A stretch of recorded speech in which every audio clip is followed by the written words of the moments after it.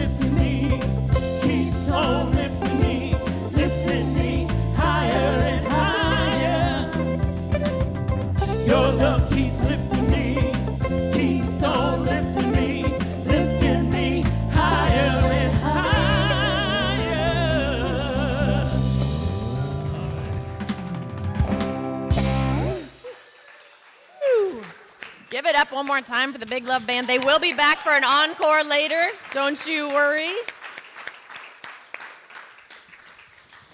So at this time, I would like you to stay standing. Thank you so much. We're going to bestow a blessing on each other. And for those of you that are new, what that means is we're just very good, Camilla, rubbing our hands together, getting all that love in there. We're just going to send it back out to everybody else in the room. And we can say this together that's on the screen. Welcome to the Center for Spiritual Living. We know who you truly are. You are the spiritual image and likeness of God. We appreciate you, we love you, and we are thankful you are here. Welcome to the center. Awesome.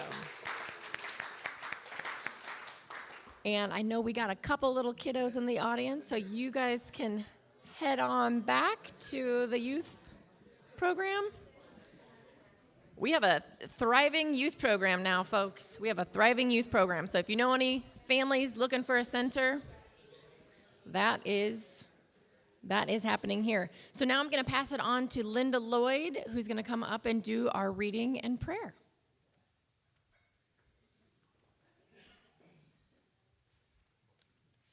Good morning.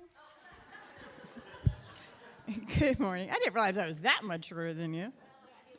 It's funny, my ex-husband was like 6'4", and I never noticed it until I saw pictures of us, and I was like, wow, that looks really odd. But what can you do?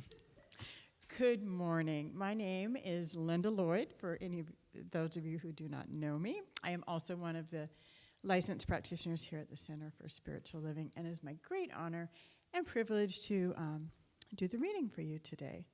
And our monthly theme is cultivating authenticity, and I think we're doing a wonderful, fabulous job of that today. And this week's topic title is not as much fun as it was last week, sorry for the disappointment, but this one is dropping the masks and bushels. Brene Brown offers this definition of authenticity. Authenticity is the daily practice of letting go who we think we are supposed to be and embracing who we truly are. Cultivating authenticity is not about becoming something other than who you are. Rather, it involves us in releasing the patterns of thought and attitudes and actions that act as barriers to standing in our personal truth and power. So, my reading for today, the selection that came to me, is from my beloved teacher, Reverend Michael Bernard Beckwith. He has this little book called 40-Day Mind Fast and Soul Feast, and it's just these little readings. And this one, I thought it was perfect because it is title is "The Masquerade is Over," and it begins with a quote from Joel Goldsmith. "What truth do you know, and how steadfast are you in its application?" There is a part of yourself that exists outside of the relativity of time and space, ever aware of your true identity. This reality is always presenting itself into your inner awareness. The question is, are you sensitive enough to recognize it? Compared to the outward expression of life, experienced through the five senses, the spirit's movement within your consciousness is subtle, detectable through the inner quietude found in deep meditation.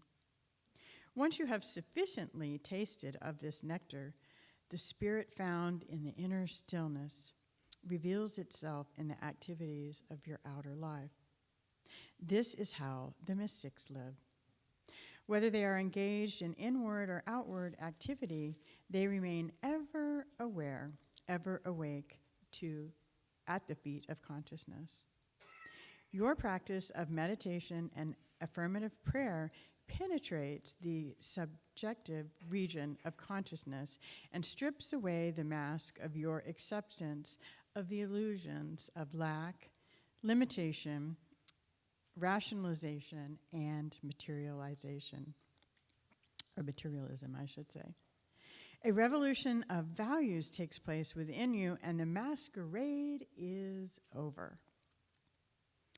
You no longer hide behind the ramparts of your insecurities and uncertainties. Instead, you stand victorious in your inner dominion because your spiritual practices have anchored you in your identity as a spiritual being.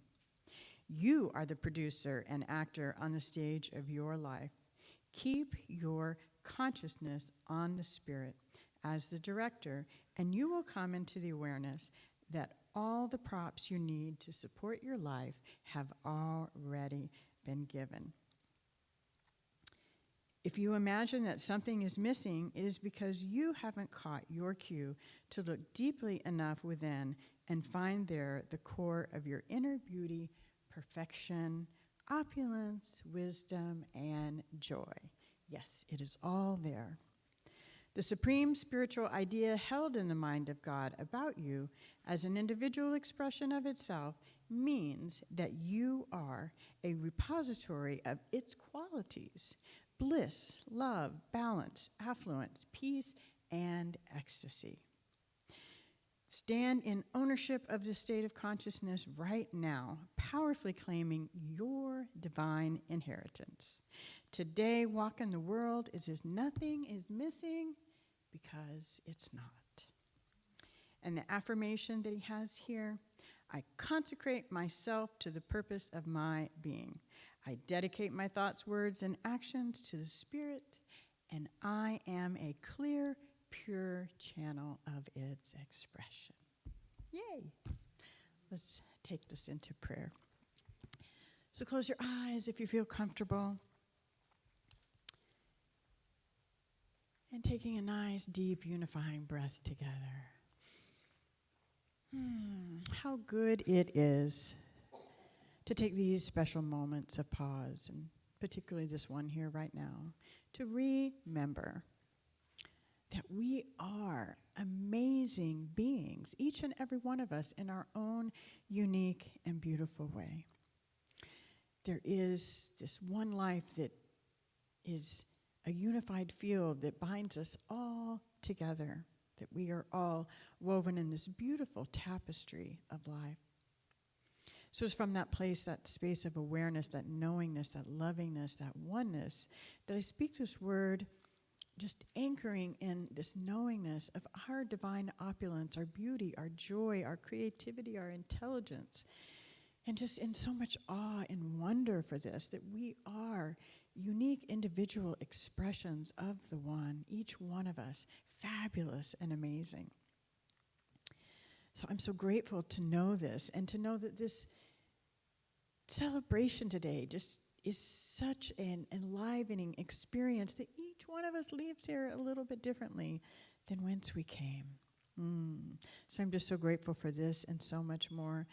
Blessing this time together, just knowing that Reverend Diane comes up and lifts us up, and the eloquence and the ease of grace is happening through her as she delivers her message, and just knowing we are all uplifted here today, as I like to call it, another 5G day, a great, grand, glorious, good God day, for it has been so since the beginning. God created everything and then looked at it and said, it is good. And that goodness hasn't stopped. So it continues right here, right now, as the celebration, as the laughter, as the music, as the message, as the fellowshipping, as all that we do here and take out of these doors afterwards as we lean into this field of life where everything has been so lovingly prepared and provided for us. So I do give great thanks for all of this and so much more. And I invite you to anchor this with me by saying, and so it is. Amen. So it is my great honor and privilege that, I think I forgot to do the standing in light part. So we're changing up the service today.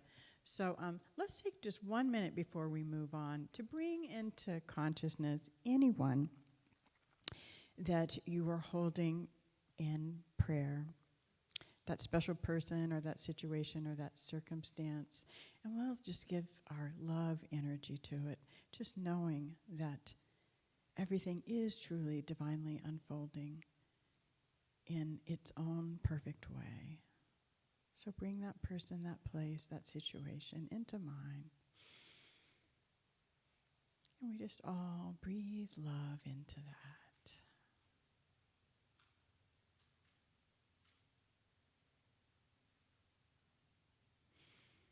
And how good it is to have this capability, so how grateful I am.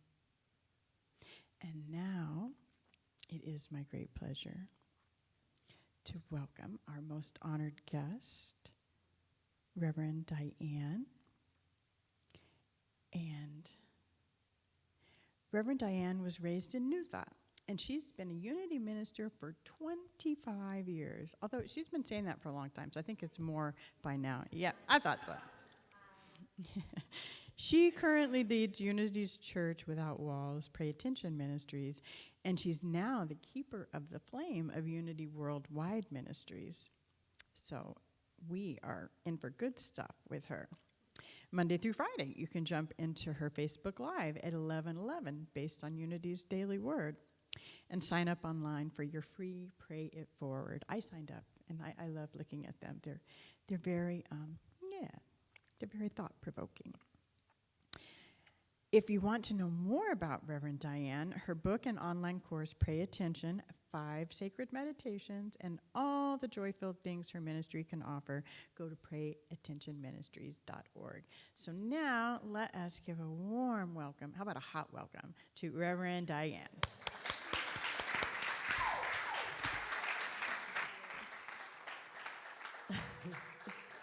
A hot welcome. I love it. Thank you, God. What a joy to be here with you guys. So you have my book here on the, oh, that's nice. How many of you have played hide and seek? Raise your hand. I mean, in every culture, don't we love to hide?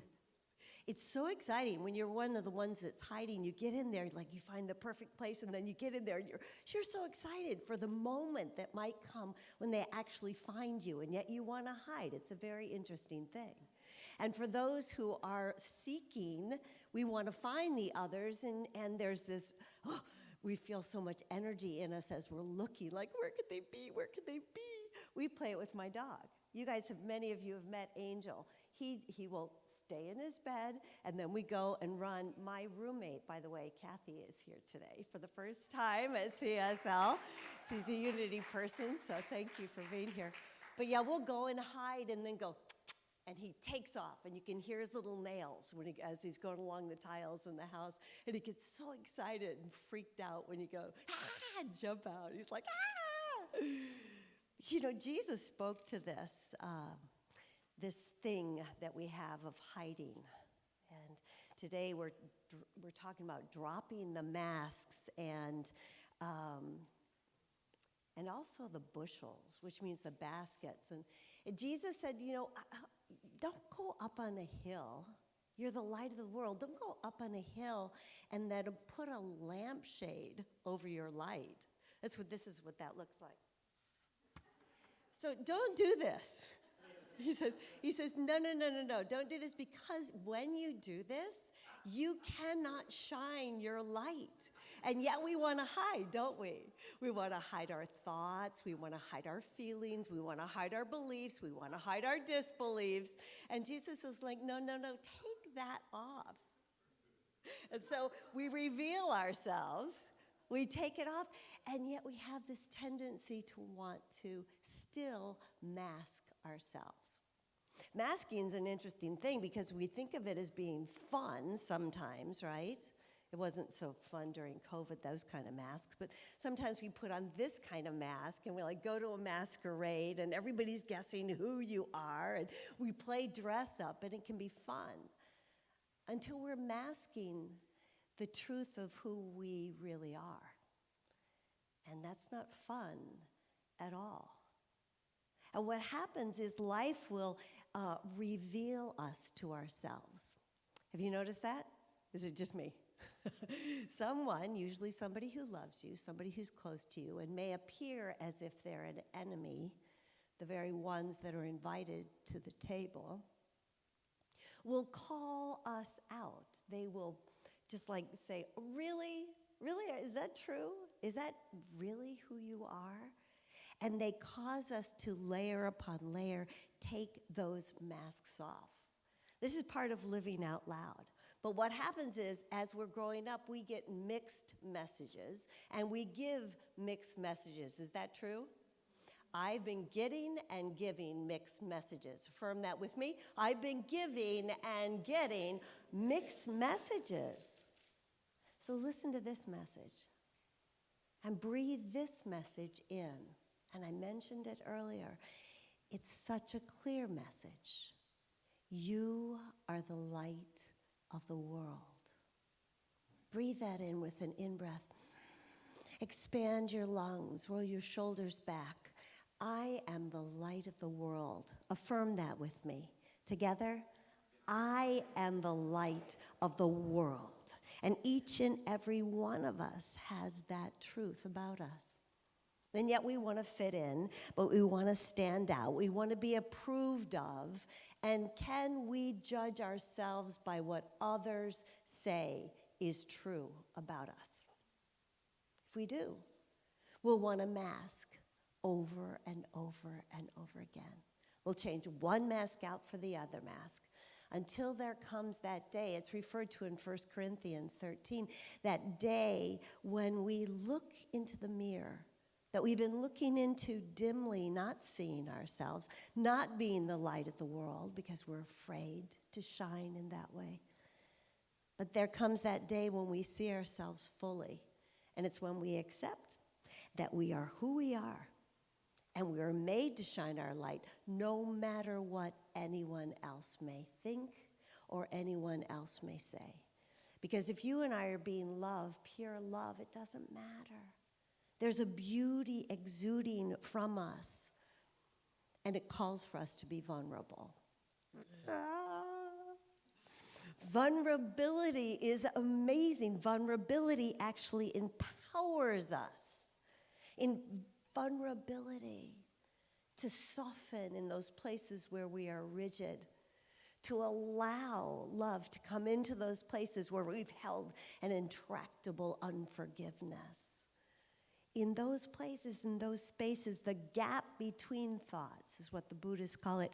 We stop hiding when we let the love in, because that love opens us up. It just opens us up. I think it's really cool that this month is called March, because this is the month that we're cultivating, we're exploring, we're practicing boldly stepping, more boldly stepping into all the areas of our lives. You're here. Are you willing to boldly step into some areas of your life where you haven't shown up yet? Are you willing to boldly step where no man has ever gone before? Yes, why not?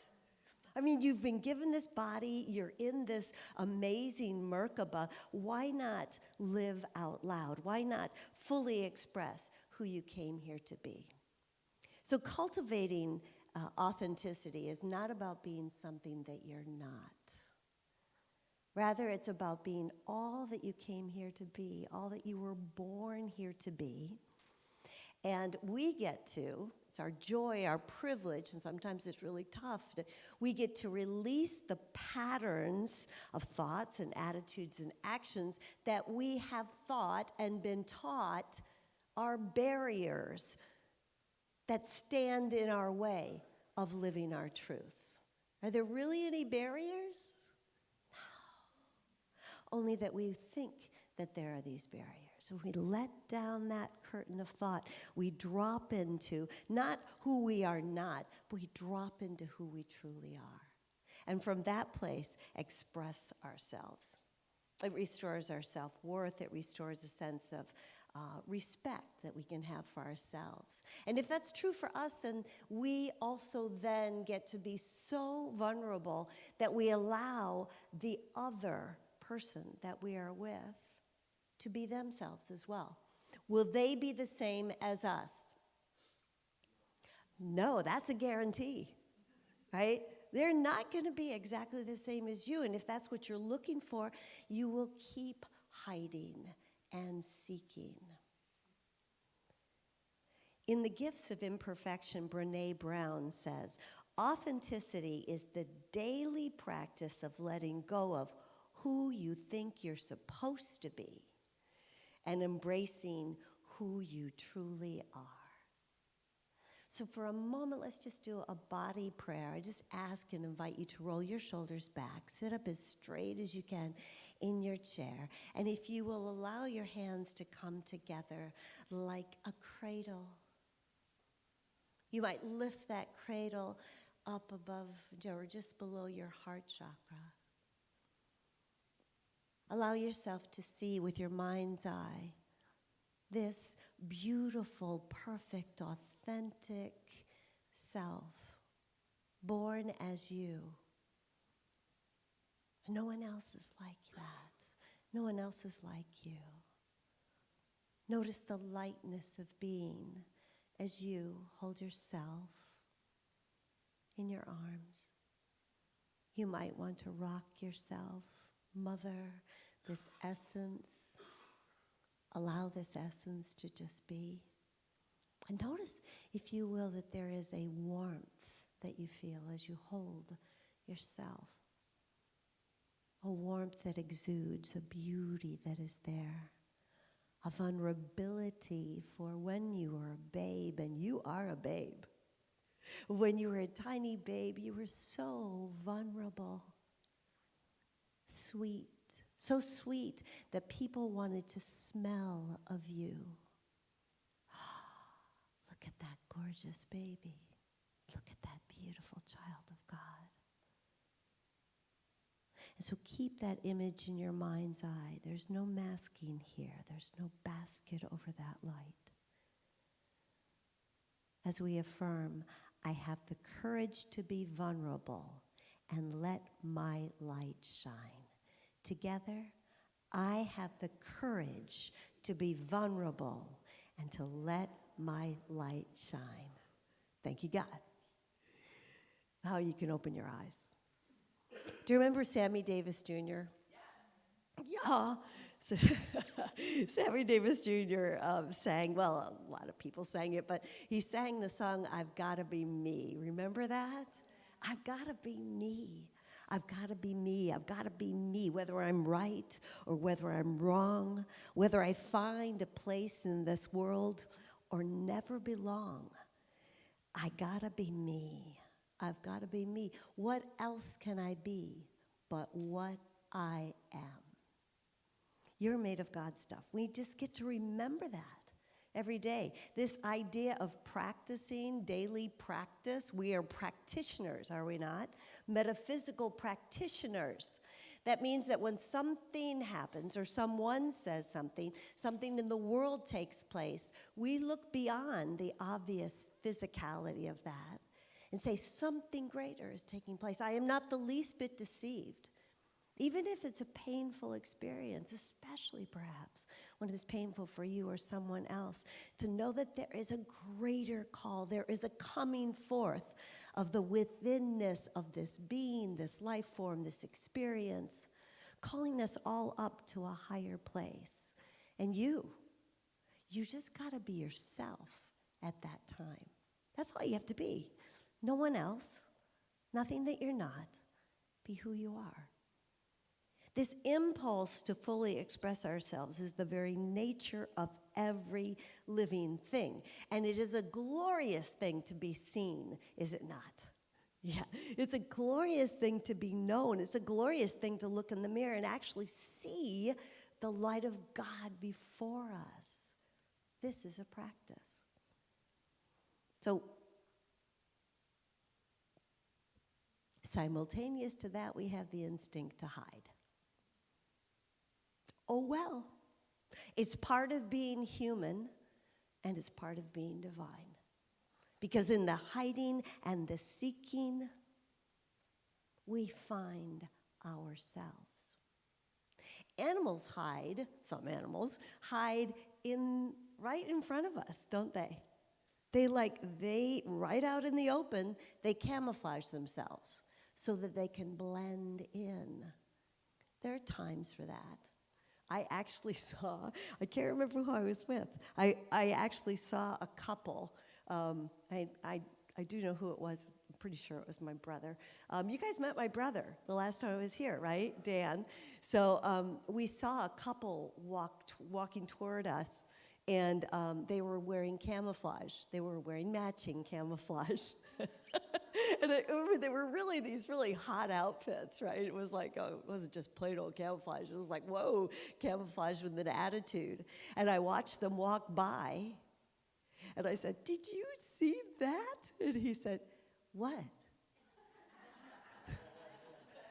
"What are you talking about? I didn't see anything."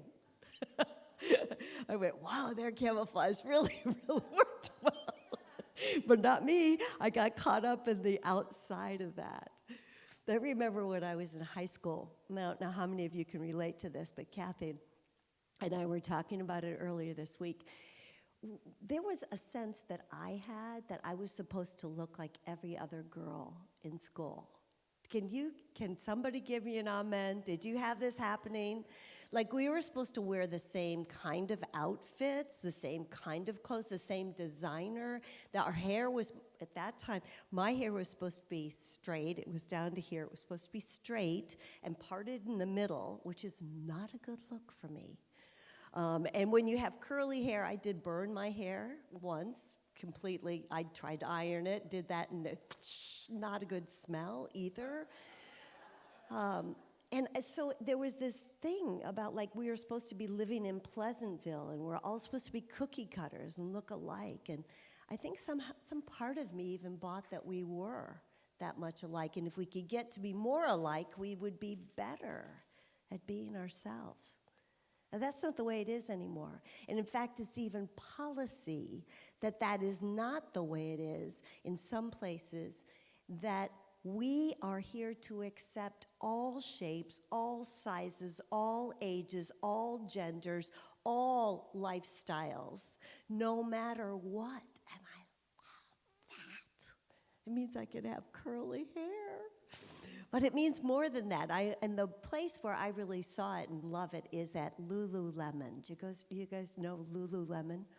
I hardly ever go in there, but I only go to the sale rack. But I can tell you, it used to be that I think they were all,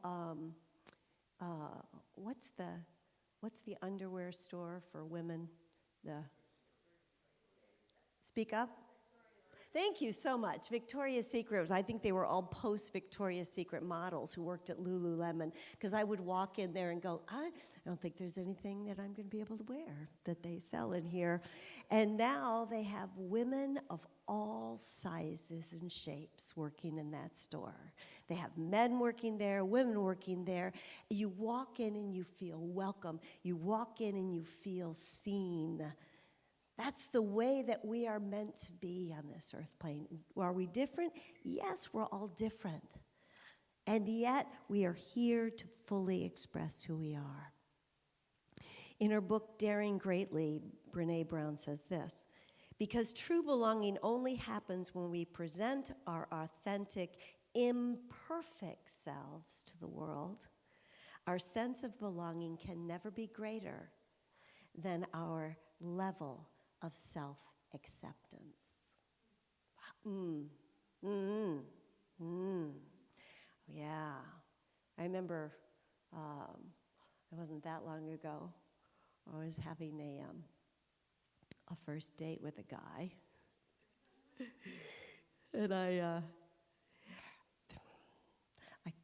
texted him right before he was going to pick me up, like an hour before he was going to pick me up, and I said, "Do you know anywhere I could send my skin out to be ironed?"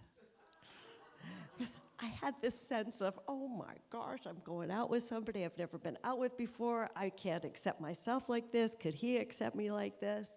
And he just laughed and laughed and laughed and said, "You don't need any ironing." I'm like, okay, let's go out. Let's do this. What happens when we're courageously vulnerable, I guess, is the question. I mean, would you fall apart if you just looked in the mirror and said, this is God in action. Yeah, this is God living as me, through me. And can we change? Of course we can change. We can shift, we can evolve, we change. And yet, can we show up completely vulnerably, like that little child you were holding, to ourselves, with ourselves, first and foremost. The oxygen mask thing applies here. Can we say, yes, I am all this. I have done this. I have said this. I am learning that. I'm going over here. I don't know how it's going to be. I don't know quite how I'm going to show up. And at the same time, breathe the breath of God and show up exactly as we are, as the love that we're made of, the love anyway. How would we be different if we showed up that vulnerably? Well, we'd be different. We'd be different. We would care, even if it felt really awkward to care. We would listen when we don't feel like listening at all. We would open our eyes to each other. We would ask for help. We would offer help to someone that we never would have offered help to before. We would have walked a big circle to get around them. We say hi to someone that we want to say hi to. We'd lift a bag for someone. Do good anyway. Trust for absolutely no reason. In fact, even trust someone that did not show up trustworthy. We would help people understand and remember that they are in transition, that they're changing, they're growing, and God is with them every breath of the way. We would be that vulnerable. We clarify ourselves when we are not understood. We perhaps walk into the same room to speak to each other rather than yell from a distance. We would keep peace. Remembering that being vulnerable will always feel vulnerable. Now, I know you've heard this many times, and it is the story for CSL's notes for the talks this month. And you may well have read this to your children. I certainly did to mine. There's something, though, so poignant about this passage I think really pertains to today. Marjorie Williams in The Velveteen Rabbit. Real isn't how you're made, said the skin horse. It's a thing that happens to you. When a child loves you for a long, long time, not just to play with, but really loves you, then you become real. Does it hurt? Asked the rabbit. Sometimes, said the skin horse, for he was always truthful. When you're real, you don't mind being hurt. Does it happen all at once, like being wound up, or bit by bit? Asked Rabbit. Well, it doesn't happen all at once, said Skin Horse. You become. It takes a long time.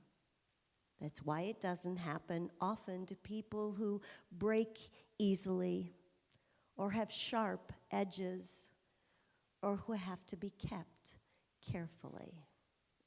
Generally, by the time you're real, most of your hair has been loved off, and your eyes drop out, and you get loose in the joints, and very shabby. But these things don't matter at all, because once you're real, you can't be ugly, except to people who don't understand. And what we know together is that we will all understand. That there will be a day, whether this lifetime, another lifetime, I don't know how it works, but there will be a day when we will all be stitched together. We will all remember what we have forgotten, and we will walk in light, and we will live in love. So the call to action today is, and I love this, it's not my quote, it was in material I was given, go as fast as the slowest part of yourself. Don't you love that? Go as fast as the slowest part of yourself. So if part of you is all sped up, and there's part of you that just wants to sit for a minute with that part of yourself.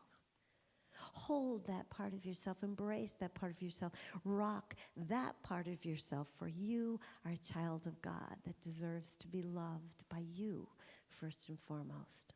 Love yourself right there. You have the skills to navigate this holy water. God bless you.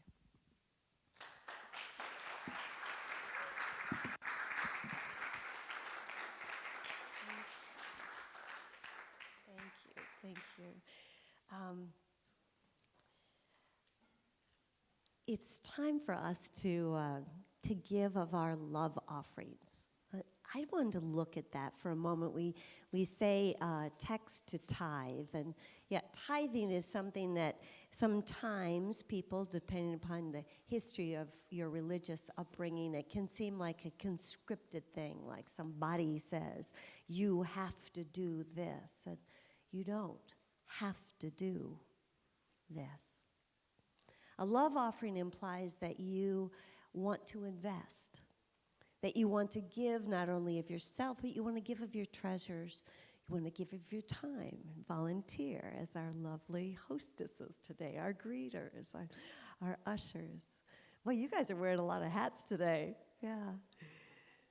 That you tithe of your treasures, your time, and your talents, as our Big Love Band is doing. That you will bring your whole self of that. And so now's the time to give of our treasures so that we can support this congregation, we can support this consciousness, we can support these grounds and the reparations that are taking place still since Hurricane Ian. So let's be generous. Generosity is contagious. You can text a tithe at 239-320-3820. You can send your contribution via PayPal at paypal@cslcapecoral.org. And you can also go to the website and push the donate button at cslcapecoral.org. And you can send a check and mail it here to 406 Southeast 24th Avenue in Cape Coral and address it to the Center for Spiritual Living. You can also give cash. But if you would like to volunteer, if you love this place, seek out Dawn or Linda, somebody who's standing up here today, John, and ask them, how can I do that? What can I contribute? Because you have so much to give. And if you're wondering what the upper limit is to love offerings and tithes, there is no upper limit, so you can just open your heart and your purse and give of your gifts today. For those of you who are joining us in person, the ushers are going to come around, and those of you who are online, thank you for your contributions, and we look forward to receiving those, and we're so blessed that you're with us today, so thank you. And so the Big Love Band's going to sing a song, this beautiful song, right? Yeah. Oh, we have an affirmation first. Oh, see, do you see her signing to me? This is like, okay, so our affirmation today, together, Today, I know the activity of divine abundance is at work in my life and the life of this center. I give and receive generously as I live in the flow of bountiful good. Thank you, God. Thank you, God. Thank you, God.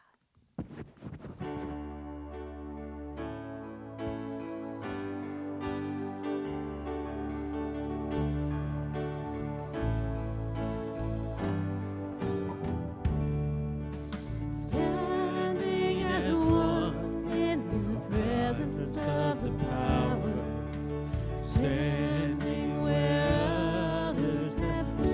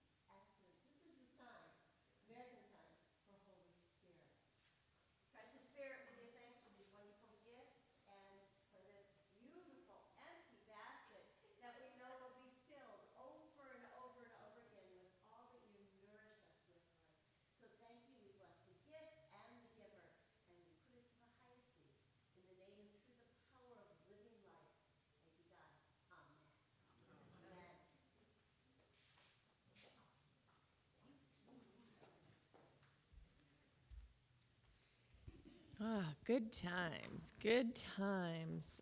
I was just reminded of, for those of you that weren't here for the annual meeting, was that last week or the week before? The days run together. Um, it was mentioned in there that, which I think is pretty doable, if each and every person that comes on Sunday gives $10 each Sunday, we hit our goals. Oh, an extra $10? In addition to whatever you've already been giving? So make it 50. I had this cool thing to say, and it was just, if you give 0, give 10. Anyway, I thought it was doable, is my point. It's totally doable. It's totally doable. So now's the time that we're going to go into some events and classes and things that are coming up. And I think at this time, Patty, is there a slide for what you want to talk about? You want to wait for the slide? Okay.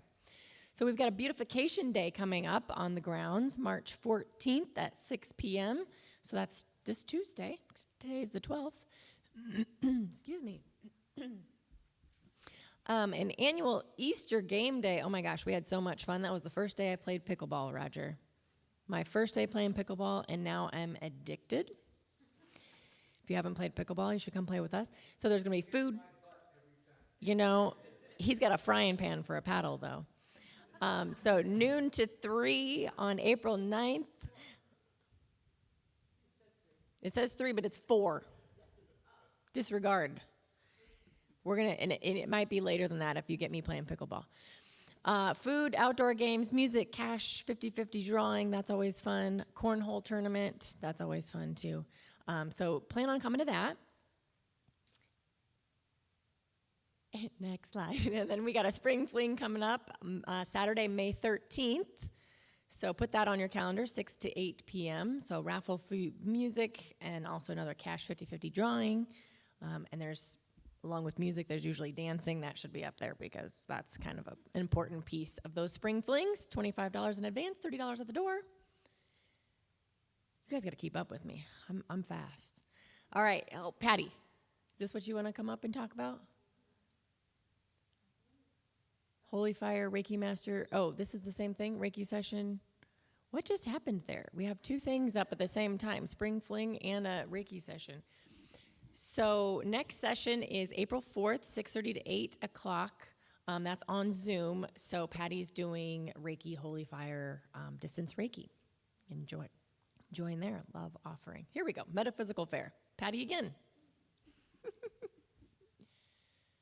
So that's coming up Saturday, March 25th, 10 to 3.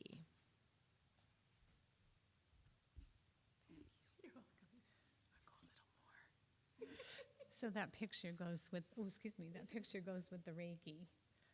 And that is a picture of me that goes with Reiki. So the fair, and so the fair is on Saturday, March 25th, so we're getting close to it. And what I'd love for everyone to do is hold a mental equivalent of our fair.